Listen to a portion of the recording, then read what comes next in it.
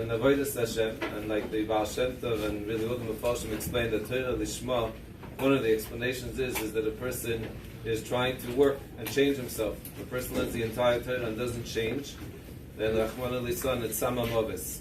So the Shaila is, in Avodas Hashem, what do you start with? Says the Chovos HaLevavos, it's impossible to be able to work in any midah unless you work in another first. And it's a scary thought, because another is not such a simple thing to be able to acquire. So this week's Parsha, the Pasuk says, Va'ish Moshe Onav Me'oid. So Rashi says, what does Onav mean? If you want to define, if you want to be an Onav, you want to work, start this today, start Shabbos, what does Onav mean? Zok Rashi, Shofar V'Savlan. So Bishlama Shofar, we can understand that's one of the synonyms of another. You look in the Chovos HaLevavos, he uses all the different synonyms, means similar words. Each one obviously means a little bit of a different aspect. But shafal, I understand, it means a person that doesn't walk around with his head high, thinks he's better than the rest of the world. But what's pshat savlan? If you think about it, one of the most common words that you will see and find and experience in Eretz Yisrael is someone going like this to you. Sablanut.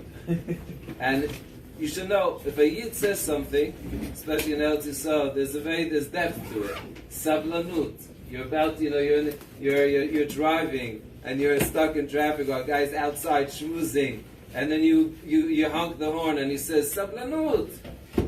So Rashi says that in order to be an Anav, you have to have Sablanut. What's the shaykhus? And the answer is, there's such an incredible lesson here.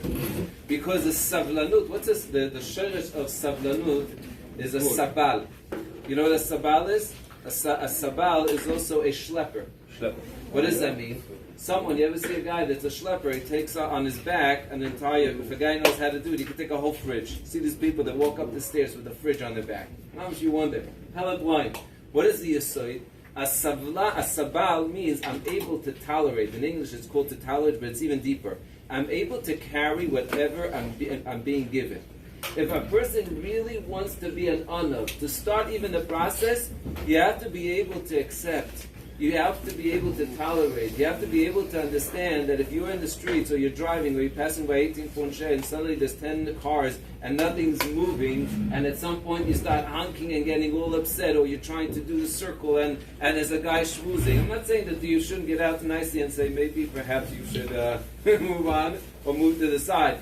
But in as much as you're able to tolerate, and tolerate means to accept that this is from the Rabbeinu Shalom, that's how much of an anav you are. And that's the beginning. Hadavi should be zeiche. And this goes to so many depths. I see this all the time. And you lose it. You could work on yourself for years. And then suddenly your wife will say something, your friend will say something, and you will mamish lose it. And that's okay. We're human beings. We call Adam Hashem Adam. We're Adam. We're human beings. But that's the Yesod. And as much as a person says, and the next time you know someone says to you like this, it could be in America too, Sablanut, realize how deep it is. What a lesson, what a reminder. Thank you, Rabbeinu Shalom, that you sent me this guy to teach me about Sablanut.